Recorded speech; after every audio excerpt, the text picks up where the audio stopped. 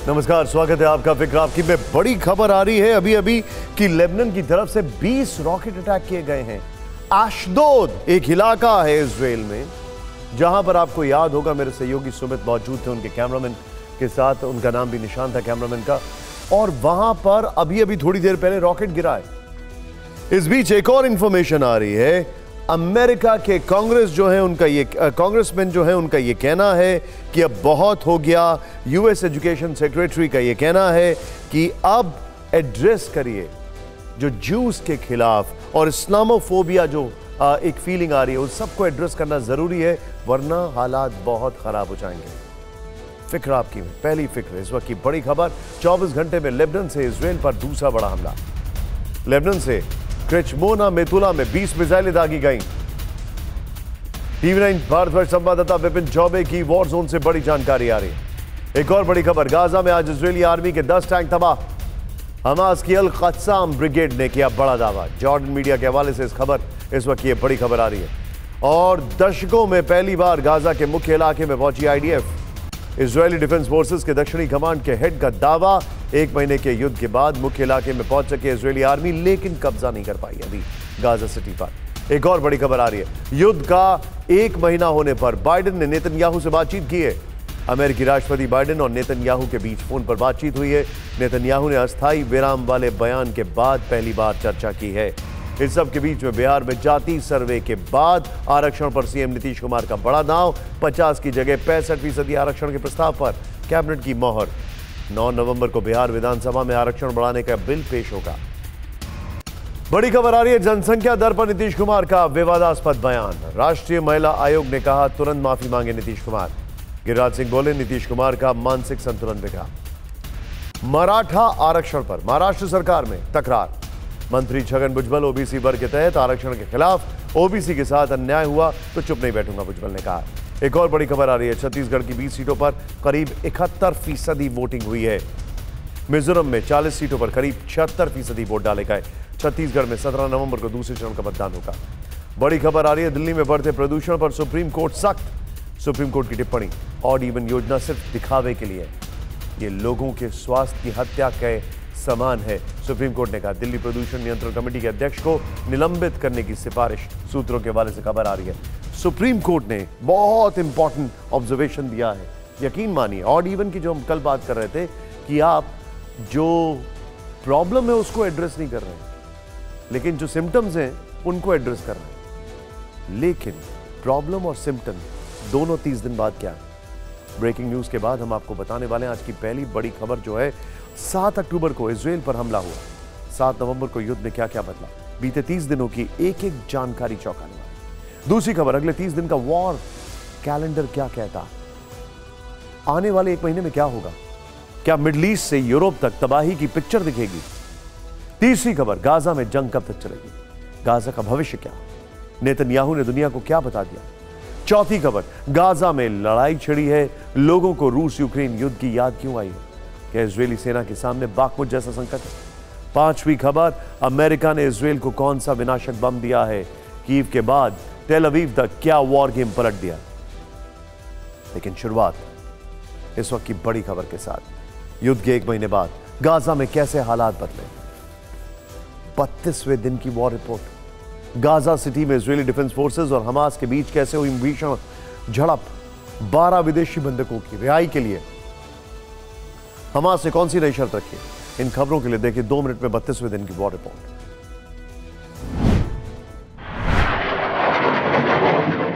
Lebanon सीमा पर Israeli defence forces ने लेबनानी aircraft को इंटरसेप्ट किया। इजरायली सीमा में दाखिल होने पर इंटरसेप्ट करने का दावा। अल-क़स्साम ने लड़ाकों का नया वीडियो जारी किया। बेट लाहिया के इलाके में इजरायली फोर्सेस के साथ झड़प और इजरायली वाहनों को तबाह करते दिखे।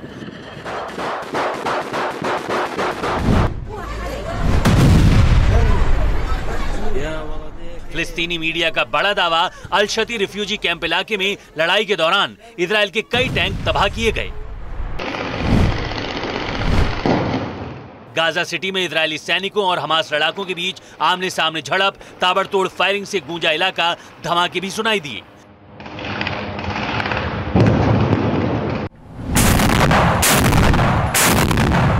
अल कस्साम ब्रिगेड का दावा, गाजा में इजरायली फोर्सेस पर बड़ा हमला किया, ठिकाने पर हैवी कैलिबर मोटार शेल्स दागे। गाजा के खान यूनिस इलाके में इजराइल की भीषण बमबारी, 23 लोगों के मारे जाने का दावा।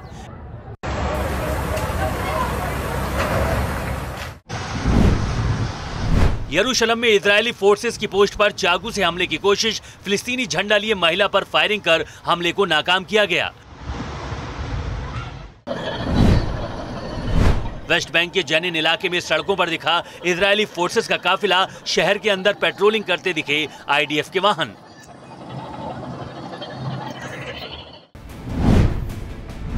बंधकों की रिहाई पर हमास का बयान सामने आया, विदेशी नागरिकता रखने वाले 12 बंदियों को रिहा करने के लिए तैयार, कहा इजरायली हमले बंधकों की रिहाई में बाधा।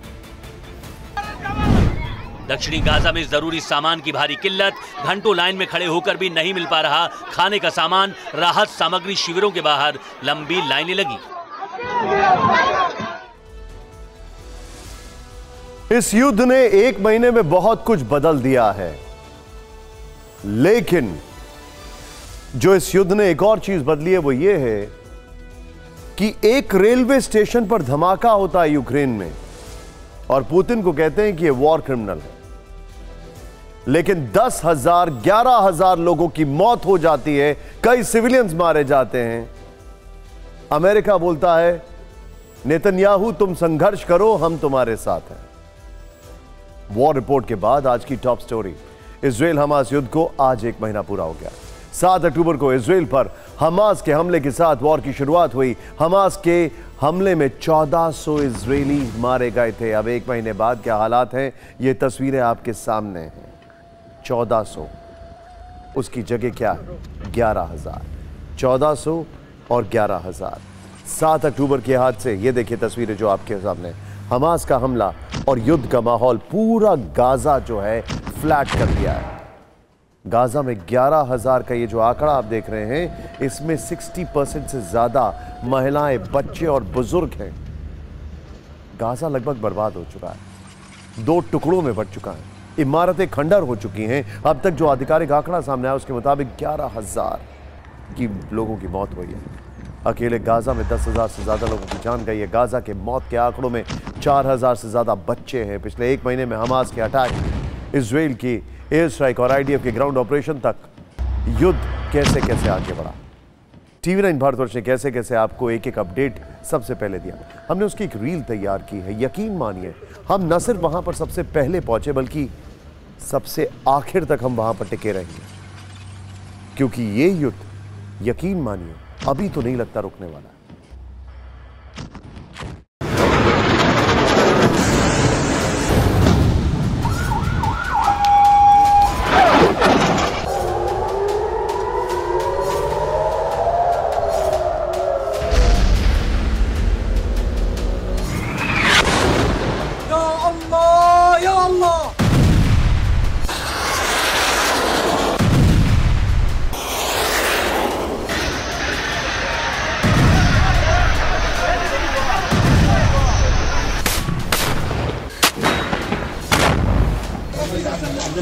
TV9 भारतवर्ष वो पहला चैनल है जो यहाँ पहुंचा है और हम आपको दिखा रहे हैं कि आर्मी की मूवमेंट हो रही है। इस वक्त हम लोग लेबनान बॉर्डर पर किरियात सिमोना की जगह में हैं, जहां से हिजबुल्लाह का पोस्ट महज 1 किलोमीटर की दूरी पर है। डर और खतरा बना हुआ है क्योंकि रह रहकर यहाँ पर एयर अलर्ट है। आर्मी के चॉपर्स आपको यहाँ पर नजर आएंगे।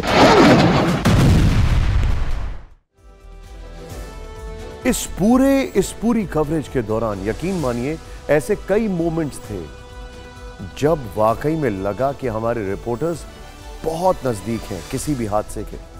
एक इंसिडेंट था जब सुमित को खुद टैंक के नीचे अपने कैमरा में निशान के साथ छुपना पड़ा। एक इंसिडेंट था जब बकायदा कमरे से बाहर आना पड़ा तेल अवीव में, और अगर मैं गलत नहीं हूं तेल अवीव के बाद एशदोद के इलाके में मनीष को अपने कैमरामैन अमित के साथ,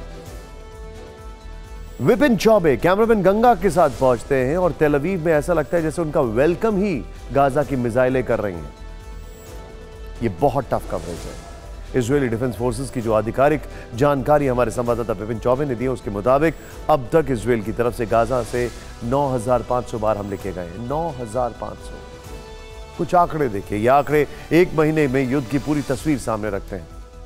अब तक इजराइल डिफेंस फोर्सेस ने हमास के 12,000 ठिकानों पर अटैक किया, उन्हें तबाह किया। गाजा में हर दिन आईडीएफ के 440 से ज्यादा हमले। गाजा में हर घंटे करीब 42 बम गिरते हैं। गाजा में हर घंटे मरने वालों का आंकड़ा करीब 15 है। गाजा में हर घंटे मरने वालों में 5 महिलाएं, 6 बच्चे हैं। गाजा में हर घंटे 12 बिल्डिंग तबाह हो रही है। 35 में से 16 अस्पताल ठप है। 72 में से 51 प्राइमरी हेल्थ सेंटर काम नहीं कर रहे हैं।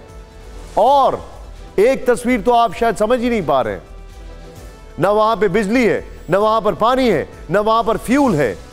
लोग कम्युनिटी सर्विस कर करके एक दूसरे को मदद कर रहे हैं। कार की बैटरी से मोबाइल चला रहे हैं, मोबाइल की लाइट से ऑपरेशन हो रहे हैं। और जो सोलर पैनल से अस्पताल में, अब तो उसको भी इजराइल ने उड़ाना शुरू कर दिया। सिंपैथी ह्यूमैनिटी के साथ है, क्रिमिनल्स के साथ नहीं है। लेकिन जिनका काम है इस सिंपैथी के साथ एक्ट करने का, वो सिर्फ आंसू बहाकर रह जाते हैं, चाहे वो यूएन है, अमेरिका है। आज जब इजराइल हमास जंग को 1 महीना पूरा हुआ है, इजरायली आर्मी की तरफ से एक वीडियो जारी किया गया। इस वीडियो में गाजा के सैकड़ों लोग मजबूरन अपना घर छोड़कर दूसरे सुरक्षित ठिकानों पर जाते दिखाई दे रहे हैं। यह है वो वीडियो, इनका मूवमेंट कराया जा रहा है। इनमें से कई लोग ऐसे हैं जिनके हाथ ऊपर हैं और उन्हें सफेद झंडे लिए हुए हैं। इजरायली फोर्सेस लगातार उत्तरी गाजा में पर्चे गिराकर लोगों को इलाका छोड़ने की चेतावनी दे रही है। बावजूद इसके अमेरिका के सीनियर ऑफिशियल के मुताबिक अब भी करीब 3,50,000 नागरिक ऐसे हैं जो बुरी तरह प्रभावित इलाकों में फंसे हुए हैं। त्रासदी सिर्फ इतनी भर नहीं, युद्ध के 1 महीने की तबाही अभी बाकी है।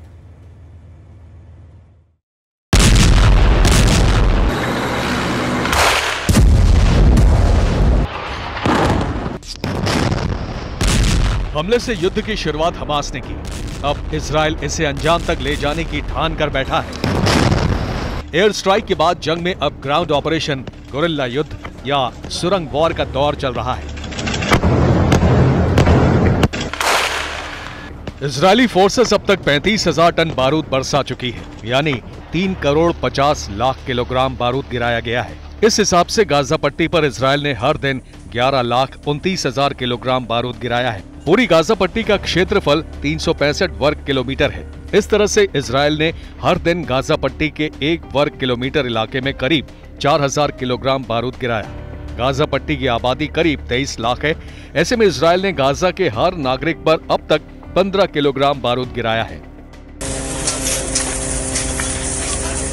तबाही का अंदाजा इससे लगाइए कि अमेरिका ने साल 2019 में अफगानिस्तान पर कुल 7,300 बम गिराए थे, जबकि इजराइल ने युद्ध के शुरुआती 6 दिन में ही गाजा पर 6,000 बम गिरा दिए थे।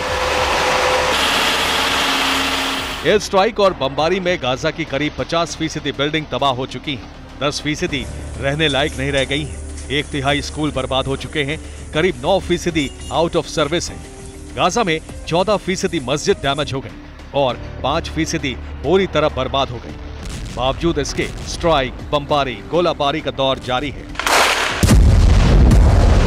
विध्वंस का ये आंकड़ा कहां जाकर रुकेगा, किसी को अंदाजा नहीं है।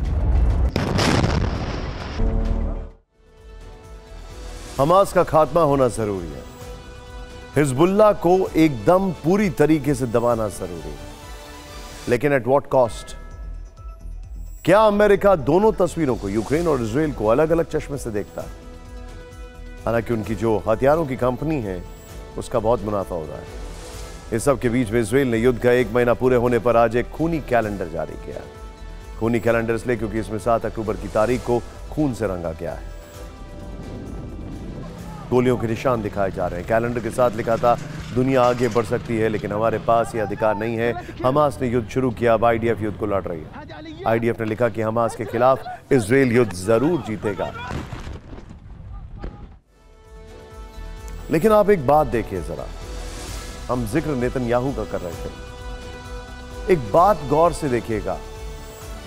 इंटेलिजेंस फेलियर हुआ, इंटेलिजेंस मिला तो उसके ऊपर रिएक्शन नहीं हुआ। पुलिस फोर्सेस का कंबाइंड अगर कहा जाए प्रीएम्प्टिव अटैक नहीं हुआ। ये सारे सवाल कहीं गुम हो गए, रह गए सिर्फ लाल कलर से 7 अक्टूबर 2023 लिखने पर। इतिहास जरूर ये सवाल पूछेगा नेतन्याहू से। गाजा में अभी एक सूरत हाल यह है कि इजराइल की सेना ने गाजा को 2 हिस्सों में बांट दिया है। 48 घंटे में मुख्य शहर में प्रवेश करने की मियाद भी खत्म हो चुकी है। हो सकता है कि आज रात से ही गाजा के अंदर भयंकर खून खराबा हो। इसकी एक झलक गाजा के बेत लहिया इलाके से मिली है। हमास ने यहां भयंकर लड़ाई का एक वीडियो जारी किया है। हमास के लड़ाकों और इजरायली सैनिकों के बीच आमने सामने जंग हुई है। हमास का दावा है कि उसने आईडीएफ को भारी नुकसान पहुंचाया, लेकिन सवाल इसके आगे का है। आज से लेकर अगले 30 दिन तक युद्ध में कैसी तस्वीर दिखने वाली है। आईडीएफ के मुताबिक हमास से जंग लंबी हो सकती है। आशंका है कि दिसंबर के अंत तक युद्ध जारी रह सकता है। इसीलिए आईडीएफ ने सर्दी के लिहाज से तैयारी तेज कर दी है। 1,29,000 विंटर जैकेट सैनिकों को बांटे। 3,70,000 के करीब छोटे डिस्पोजेबल वार्मर बैग भी बांटे हैं। हालांकि इजरायली सेना को सर्दी में युद्ध लड़ने का कोई अनुभव नहीं है और यह पहली बार होगा जब वो विंटर वॉर में शामिल होगा। हमारी टीम ने इस वॉर कैलेंडर को और ठीक ढंग से समझने की कोशिश की तो पता चला कि गाजा से शुरू हुआ यह युद्ध 3 मोर्चे पर साफ तौर पर बढ़ चुका है। ये वो मोर्चे जहां इजराइल इस वक्त सीधी लड़ाई में उलझा हुआ है।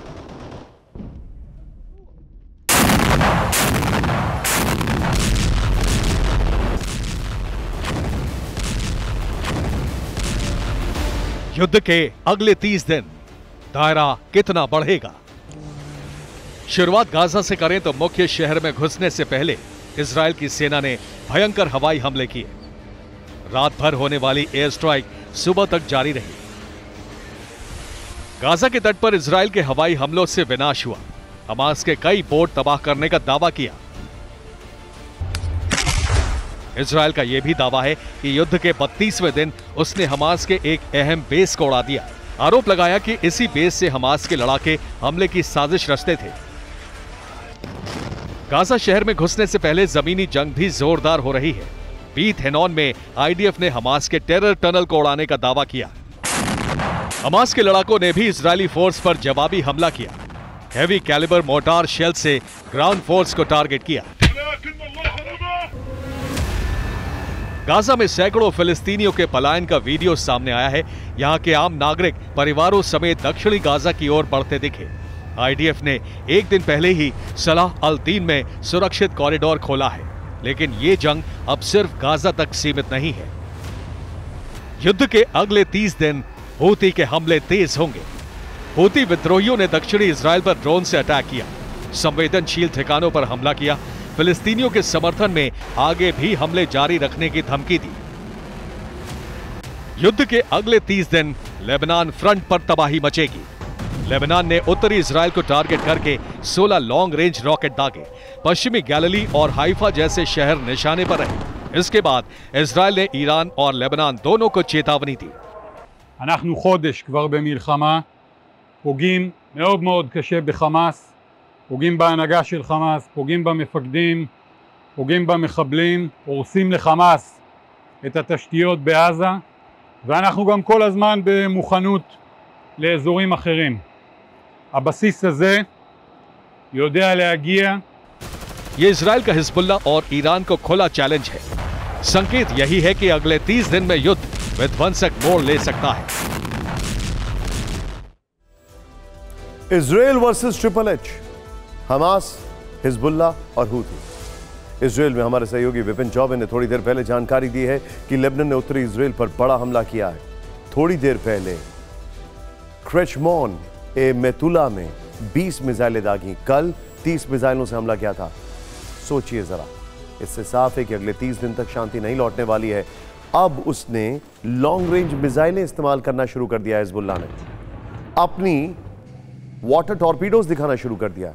आशंका यह भी है कि इस युद्ध में अमेरिका भी कूद सकता है, क्योंकि इजराइल हमास में जब से जंग छिड़ी है तभी से इराक और सीरिया में अमेरिकी बेसेस पर अटैक हो रहे हैं और अमेरिका के सब्र का बांध टूटता जा रहा है।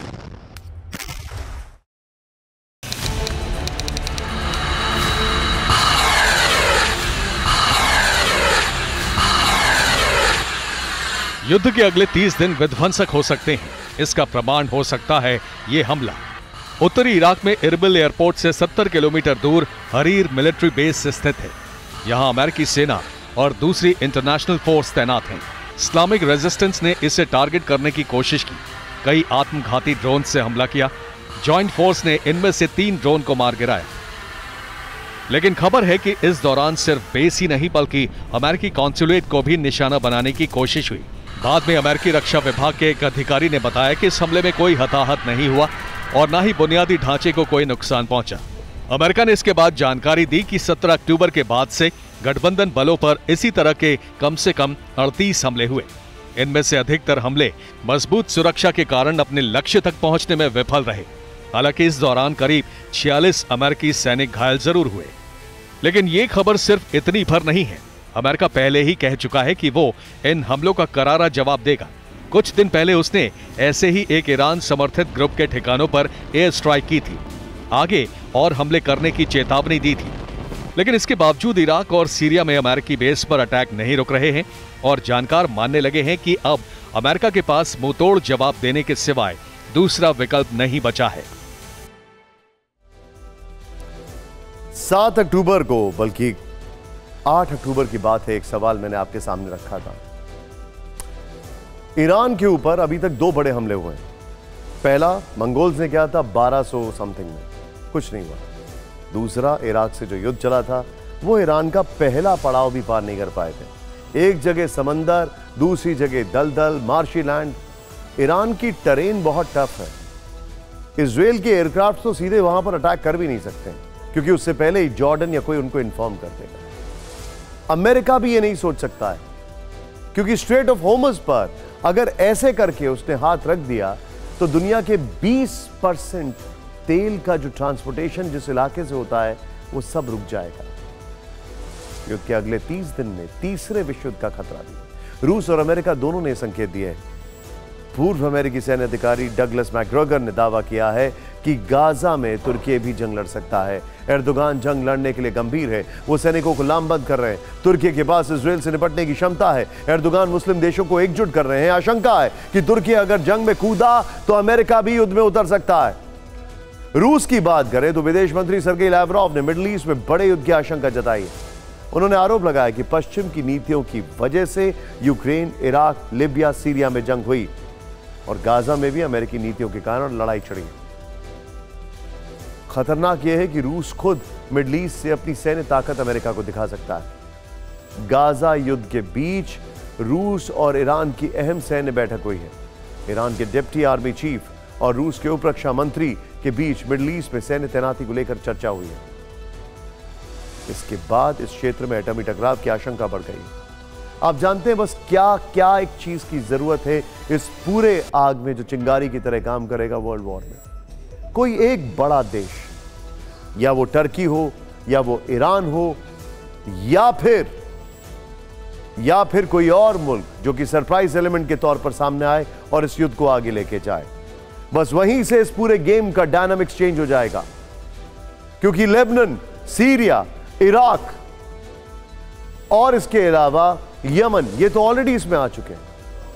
इस युद्ध का अगले 1 महीने में क्या अंजाम होगा इसकी एक झलक इजराइल के प्रधानमंत्री बेंजामिन नेतन्याहू के बयान में भी दिखी। युद्ध का 1 महीना पूरा होने पर उन्होंने बहुत बड़ा बयान दिया है।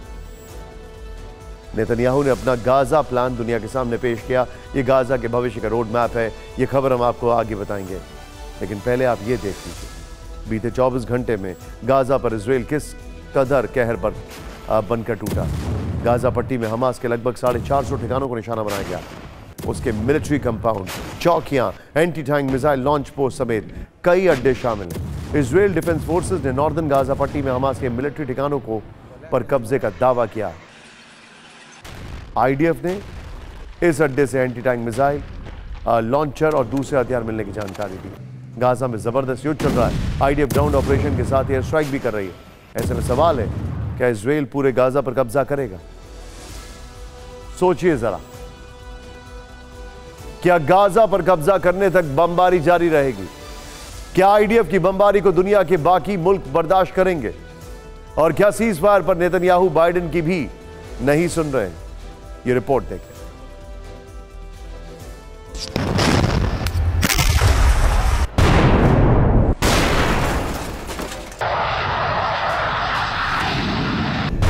क्या इस जंग के खत्म होने पर गाजा नक्शे से मिट जाएगा? ये सवाल बेंजामिन नेतन्याहू के एक बयान के बाद उठ रहे हैं। 7 अक्टूबर से जारी भीषण युद्ध के 1 महीने बाद नेतन्याहू का गाजा में जीत के बाद का प्लान सामने आया।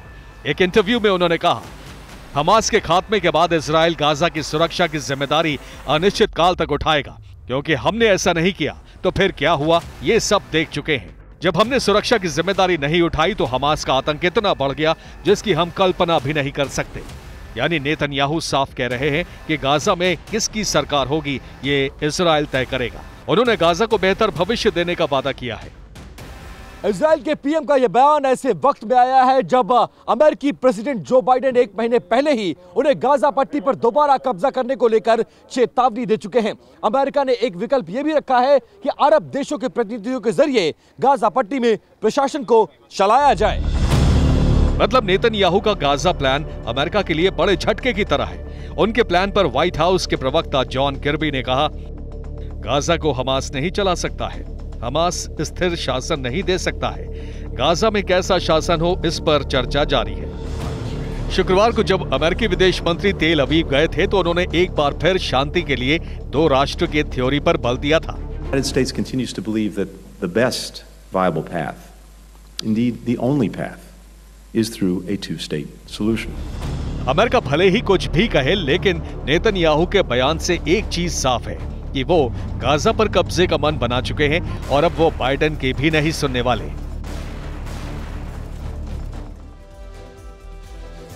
अमेरिका को 2 तरफ से खींचा जा रहा है, वो भी ऑपोजिट डायरेक्शन में। पहला, उसको डर है जू लॉबी का। दूसरा, उसको डर है जूज वर्सेस इस्लाम, ये ना हो जाए दुनिया में। और इसको लेकर उसके अपने ही देश में इंटरनल पॉलिटिक्स चरम पर।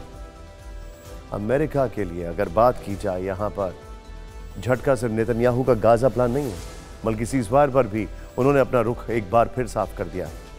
बेंजामिन नेतन्याहू पहले ही कहते रहे हैं कि गाजा युद्ध में सीज़फायर का मतलब सरेंडर करने जैसा है, इसीलिए युद्ध विराम का कोई सवाल नहीं उठता। अमेरिका और दुनिया के बाकी देशों के बढ़ते दबाव के बावजूद यही बात उन्होंने फिर दोहराई। उन्होंने कहा कि हमास को गाजा से मिटा देंगे, यानी गाजा में युद्ध नहीं रुकेगा। नेतन्याहू का कहना है कि गाजा में पूर्ण युद्ध विराम नहीं होगा, बल्कि मानवीय सहायता के लिए टैक्टिकल पॉज हो सकता है और वो 1 घंटे के लिए हमला रोक सकते हैं। नेतन्याहू ने साफ कर दिया कि सभी बंधकों की रिहाई पर ही सीज फायर होगा। ऐसे में लग रहा है कि इजराइल अब बाइडेन की नहीं सुन रहा, क्योंकि बाइडेन लगातार नेतन्याहू पर सीज फायर का दबाव बना रहे हैं, लेकिन दोनों में सहमति नहीं बन पा रही। अमेरिका में बाइडेन सरकार पर युद्ध रोकने का दबाव। लड़ाई सिर्फ इजराइल हमास की नहीं चल रही, बल्कि रूस यूक्रेन जंग को भी 1.5 साल से ज्यादा हो चुका है। उसी से जुड़ता हुआ सवाल यहां उठ रहा है। सवाल यह है कि क्या इजराइल के लिए गाजा का युद्ध बाखमुत जैसा हो गया? नेतन्याहू कह रहे हैं कि वो गाजा पट्टी पर कब्जा करेंगे और इस बार हमास का नाम और निशान मिटा देंगे। सच यह है कि वो गाजा को घेर कर खड़े जरूर हैं, लेकिन अंदर नहीं घुस पा रहे हैं।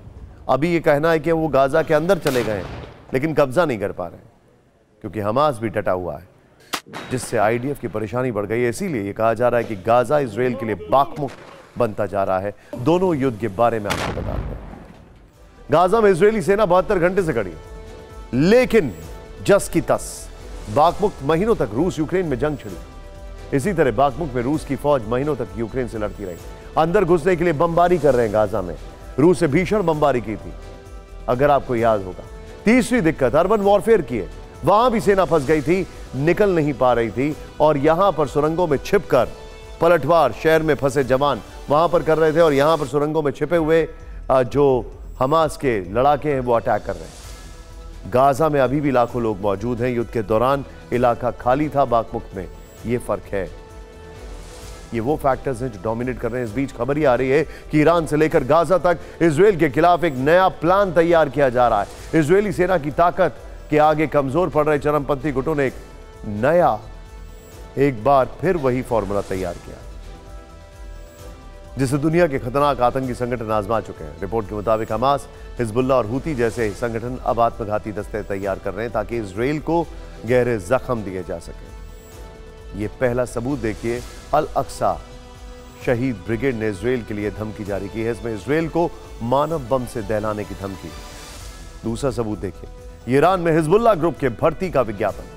इसमें लिखा है कि जो कुर्बानी देना चाहते हैं वो मानव बम बनने के लिए ईरान के मशहद पहुंचे। हिजबुल्लाह ने दुनिया भर के मुसलमानों से मानव बम बनने की अपील की है। आपको बता दें कि लेबनान का हिजबुल्लाह ग्रुप नहीं है। किसी भी ताकतवर देश या सेना के लिए बरसों से आतंकी गुटों का फिदाइन दस्ता बड़ी चुनौती रहा है। अगला चरण इजराइल के लिए मुश्किल भरा हो सकता है।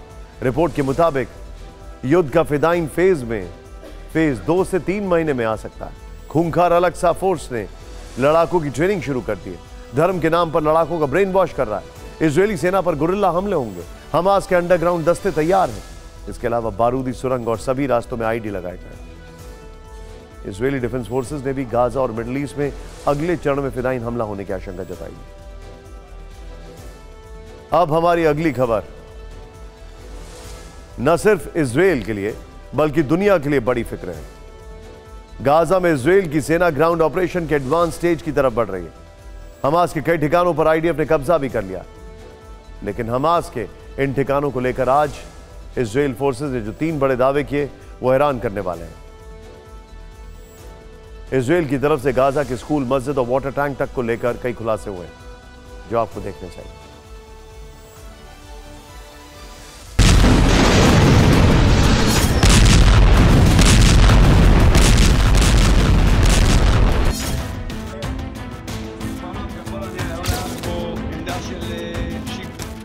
आईडीएफ का दावा सबूत नंबर 1, स्कूल में हमास का ठिकाना। स्कूल में रॉकेट लॉन्चर पिट्स।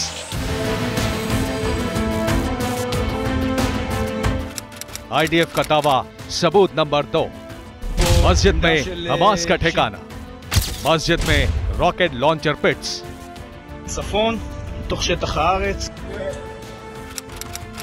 आईडीएफ का दावा सबूत नंबर 3, वाटर टैंक में हमास के MLRS। ये इजरायली सेना के वो सबूत हैं जो लेटेस्ट हैं और बेहद सनसनीखेज हैं, क्योंकि अब तक जो दावे थे वो पहली बार बतौर सबूत सामने आ गए हैं कि आखिर क्यों सेना स्कूल, मस्जिद और अस्पतालों को निशाना बना रही है। क्योंकि यहां हमास के लड़ाके पनाह लिए हुए हैं, क्योंकि यहीं से इजरायली सेना पर रॉकेट भी दागे जा रहे हैं। जैसा हमने पहले कहा, ये दावे और वीडियो भी 100% इजरायली सेना के हैं, जिसके हर फ्रेम में चौंकाने वाले खुलासे किए गए हैं। इसलिए इसे देखना जरूरी है। सबसे पहले स्कूल के इस 27 सेकंड के वीडियो को देखिए। वीडियो की शुरुआत में 50वीं बटालियन का एक कमांडिंग ऑफिसर बता रहा है कि वो उत्तरी गाजा के एक स्कूल में है, जहां दीवार पर फिलिस्तीन के झंडे बने हैं, फिलिस्तीनी बच्चों की तस्वीरें बनी हैं। लेकिन अब कमांडिंग ऑफिसर दाईं ओर इशारा करता है, जहां रॉकेट लॉन्चर साइट है। अब वो दाईं तरफ ही आगे बढ़ता है और फिर बारी बारी से वो सभी रॉकेट लॉन्चर पिट्स दिखाता है जो स्कूल के अंदर लगाए गए हैं। इनकी संख्या 50 से ज्यादा है। मतलब ये कि यहां से एक बार में 50 से ज्यादा रॉकेट एक साथ दागे जा सकते हैं। कमांडिंग ऑफिसर ये भी दावा करता है कि यहां से एश्केलॉन या फिर उत्तर की तरफ रॉकेट दागे जाते होंगे। अगर इजराइल के दावों की माने तो इस वीडियो से एक बात तो साफ है कि हमास के लड़ाकों ने एक स्कूल को न सिर्फ छिपने की जगह बना डाला, बल्कि इसका इस्तेमाल रॉकेट लॉन्चर साइट की तरह भी करता था। जैसा कि हमने आपको पहले भी कहा था कि इजरायली सेना का दावा न सिर्फ गाजा के स्कूलों में जंगी पोस्ट बने होने का है, बल्कि कहा यह भी गया है कि वहां मस्जिद भी हमास के लिए रॉकेट लॉन्चिंग पैड की तरह इस्तेमाल हो रहा है। आज आईडीएफ ने इसके वीडियो सबूत पेश किए।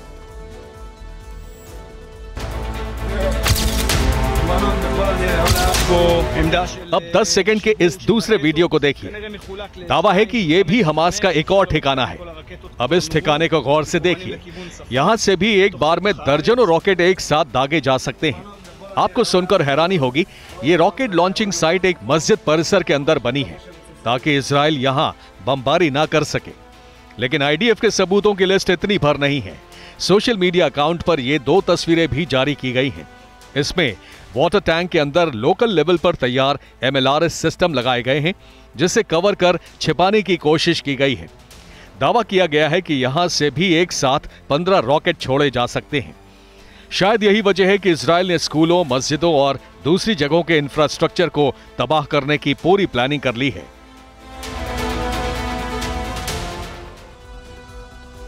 इजराइल की सेना हमास के खिलाफ हर दिन नए सबूत लेकर आ रही है, लेकिन इन सबूतों से लग रहा है कि अब इजराइल ने अपनी रणनीति बदलने का फैसला किया, जिसमें उन तमाम ठिकानों का सफाया सबसे पहले किया जाएगा जो पनाहगाह हैं, जहां वो छिपते हैं और पलटवार करते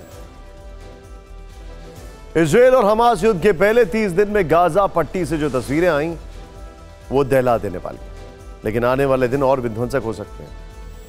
हम ऐसा इसलिए कह रहे हैं क्योंकि इजराइल से पहली बार उस विनाशक हथियार की तस्वीरें सामने आई हैं। 1 टन का बम है ये, जो हमास के ठिकानों से परखच्चे उड़ा देगा। अमेरिका ने इजराइल को 1 टन का खतरनाक मार्क 84 बम दिया है, जो पाताल में घुसकर हमास की सुरंगें फोड़ने में सक्षम है। मार्क 84 बम कैसे हमास का काल बन सकता है, आप खुद देखें।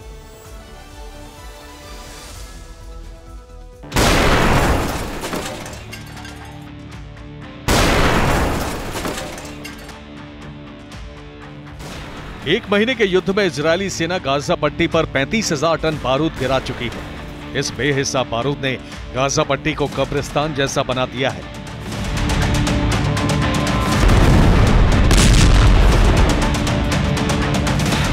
लेकिन अब अमेरिका ने इजरायल को ऐसे विध्वंसक बमों की सप्लाई की है जो हमास की जड़ें हिला देंगे। ये तस्वीर इजरायल के टेल नॉफ सैन्य अड्डे की है, जहां दुनिया के सबसे खतरनाक बमों की पूरी खेप नजर आ रही है। ये है 1 टन वजनी मार्क 84 बम, जो मार्क 80 सीरीज का सबसे बड़ा और विनाशकारी बम है।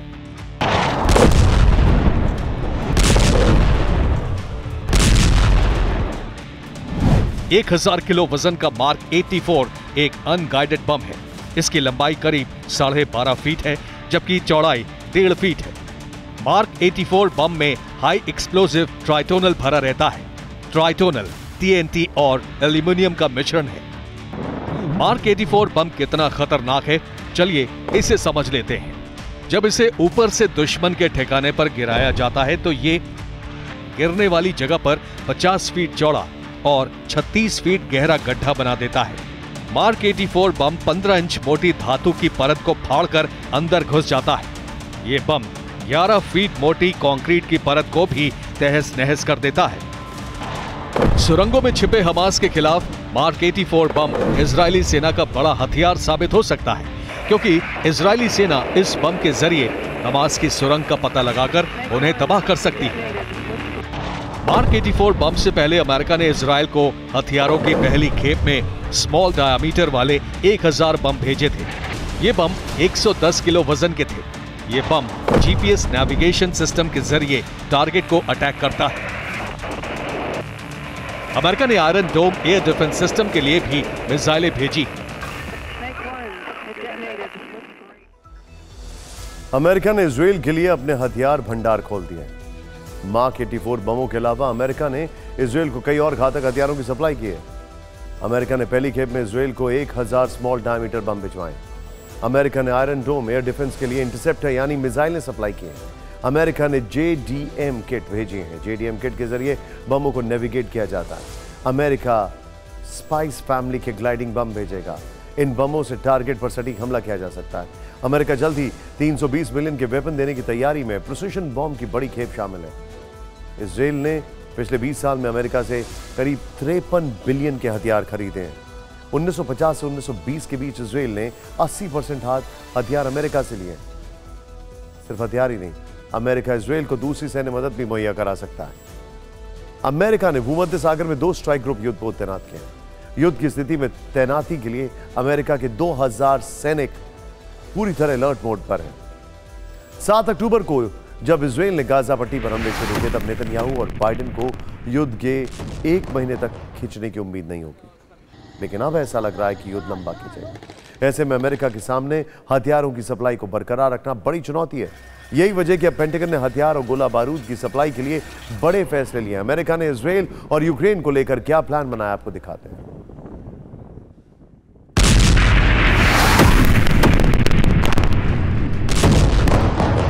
युद्ध के पहले 1 महीने में जिस तरह से इजरायली सेना ने गाजा पट्टी पर मिसाइलें दागी, बमबारी की, उस हिसाब से देखें तो युद्ध के लंबा खिंचने पर इजरायली सेना को बड़े पैमाने पर हथियार और गोला बारूद की जरूरत पड़ेगी।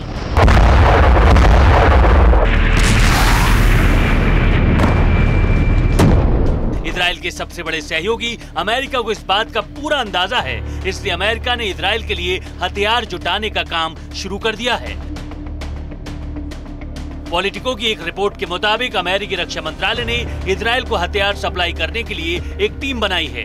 इस टीम को इजराइल के लिए सटीक हथियार और गोला बारूद का इंतजाम करने की जिम्मेदारी दी गई है। अमेरिकी टास्क फोर्स युद्ध के लिए जरूरी हथियारों की सप्लाई चेन तैयार करेगी। पेंटागन ने ये कदम तब उठाया है जब अमेरिकी डिफेंस इंडस्ट्री यूक्रेन को हथियार और गोला बारूद की सप्लाई नहीं कर पा रही है। ऐसी रिपोर्ट्स भी हैं कि अमेरिका का हथियार भंडार चिंताजनक रूप से कम हो गया है। पॉलिटिको की रिपोर्ट के मुताबिक इजराइल अब तक 8000 से ज्यादा टारगेटेड बम गिरा चुका है, लेकिन अब युद्ध के अगले राउंड में लेबनान की तरफ से हिजबुल्लाह, यमन से हूती विद्रोही और इराक के इस्लामिक रेजिस्टेंस ग्रुप का खतरा बढ़ रहा है। यानी इजराइल को 4 फ्रंट पर लड़ाई लड़नी होगी। इसके लिए इजराइल को और हथियारों की जरूरत होगी।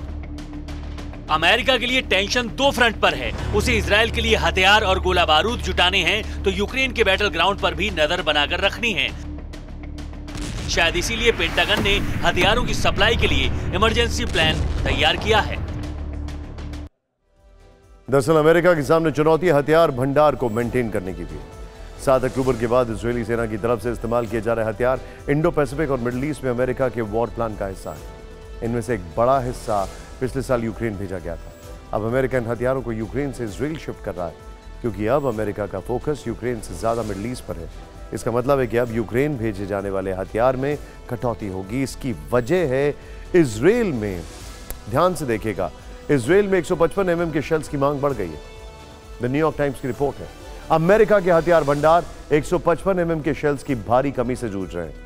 सिचुएशन इसलिए गंभीर है क्योंकि हथियार बनाने वाली कंपनियां 155 mm शेल्स की मौजूदा मांग को पूरा करने में असमर्थ है। यूक्रेन युद्ध में फंसा अमेरिका अब तक 20 लाख 155 mm शेल्स की सप्लाई कर चुका है। पिछले साल सर्दियों में अमेरिका ने इजराइल में मौजूद अपने भंडार से आधे 155 mm शेल्स यूक्रेन भिजवाए थे। ऐसी रिपोर्ट्स हैं कि पश्चिमी देशों के पास भी 155 mm के शेल्स अब तक सबसे निचले स्तर पर पहुंच गए। और यकीन मानिए, युद्ध जो होता है वो 155 mm के शेल के लिए एक ड्रैगन होता है, क्योंकि आर्टिलरी में सबसे ज्यादा इस्तेमाल होने वाला शेल है। गाजा पट्टी पर गिर रहे बेहिसाब बारूद ने दुनिया भर में फिलिस्तीन समर्थकों और यहूदियों के बीच नफरत पैदा कर दी। दुनिया के कई देशों में यहूदियों के खिलाफ विरोध प्रदर्शन हो रहे हैं। अब इन विरोध प्रदर्शनों में हिंसक झड़पें होने लगी हैं। ऐसा ही एक तस्वीर अमेरिका से आई है, जहां एक फिलिस्तीनी समर्थकों ने एक यहूदी बुजुर्ग की जान दी। इजरायली सेना की बमबारी के बाद गाजा में हो रही मौतों से दुनिया भर के मुसलमान गुस्से में हैं। अब फिलिस्तीन समर्थक लोगों का गुस्सा बेकाबू होकर जानलेवा हो गया है। कैलिफोर्निया में प्रदर्शन के दौरान एक यहूदी बुजुर्ग की हत्या कर दी गई। यह घटना 5 नवंबर की है। लॉस एंजलिस में इजराइल के खिलाफ बड़ा विरोध प्रदर्शन हुआ था। जमीन पर पड़े इस बुजुर्ग ने फिलिस्तीन के समर्थन में नारेबाजी कर रहे प्रदर्शनकारियों का विरोध किया। प्रदर्शनकारियों के साथ इस बुजुर्ग की बहस हुई। इस बात से प्रदर्शनकारी भड़क गए। इस दौरान उग्र भीड़ में से एक शख्स ने बुजुर्ग के सिर पर मेगाफोन से हमला कर दिया। इस हमले में यहूदी बुजुर्ग पॉल कैसलर बुरी तरह घायल हो गए। उन्हें अस्पताल ले जाया गया, जहां बुजुर्ग की जान चली गई। ऐसा ही उग्र प्रदर्शन लंदन की सड़कों पर भी हुआ। इजराइल के खिलाफ प्रदर्शन कर रही भीड़ बेकाबू हो गई। हंगामा इतना ज्यादा हुआ कि पुलिस को गोली चलानी पड़ी। इजराइल के खिलाफ हो रहे प्रदर्शन अब धीरे धीरे यहूदी विरोध का रंग लेते जा रहे हैं। दुनिया भर में यहूदी लोगों पर हमले की रिपोर्ट्स आ रही हैं। एक बड़ी खूबसूरत किताब है, आप सभी पढ़िएगा, प्रिजनर्स ऑफ ज्योग्राफी। उसमें एक लाइन लिखी है कि अगर इजराइल ने कभी फैसला कर भी लिया फिलिस्तीन के लिए कोई इलाका खाली करने के लिए, तो यकीन मानिए जितने भी मुल्क हैं, जॉर्डन, सीरिया, इजिप्ट, ये सब लड़ जाएंगे और फिलिस्तीन नहीं बनने देंगे। ये उस किताब में लिखा है। आइए देखते हैं टॉप लाइन खबरें। बिहार में जातीय सर्वे के बाद आरक्षण पर सीएम नीतीश का बड़ा दाव। कैबिनेट ने आरक्षण का दायरा 60% से बढ़ाकर 75% करने का प्रस्ताव पास किया। छत्तीसगढ़ में पहले चरण और मिजोरम में सभी सीटों पर हुआ चुनाव। छत्तीसगढ़ में 71%, मिजोरम में करीब 75% वोट पड़े। चुनाव के दौरान छत्तीसगढ़ के कांकेर, सुकमा, नारायणपुर में हुई मुठभेड़। छत्तीसगढ़ के विश्रामपुर से पीएम मोदी का भूपेश बघेल पर बड़ा हमला, कहा सीएम ऑफिस से चल रहा सट्टेबाजी का खेल। कांग्रेस ने आदिवासी राष्ट्रपति के अपमान की भी कोशिश की। छत्तीसगढ़ के ही बालोद में प्रियंका गांधी ने चुनाव सभा को संबोधित किया, बोली इस बार भी राज्य में कांग्रेस की सरकार आ रही है। राजस्थान के मकराना में आज केंद्रीय गृह मंत्री अमित शाह की रैली, कांग्रेस पर जमकर बरसे। दिल्ली के साथ ही गाजियाबाद और नोएडा में खराब प्रदूषण का असर, प्रशासन ने 9वीं क्लास तक के स्कूल बंद करने का आदेश दिया। भगवान राम की नगरी अयोध्या रोशनी से नहाई, राम की पैड़ी पर लेजर शो का सफल ट्रायल किया गया। आदित्य L1 ने सोलर फ्लेयर्स की पहली तस्वीर भेजी। इसरो ने कहा हाई एनर्जी एक्सरे इमेज इस बात के संकेत है कि मिशन अब तक सही है।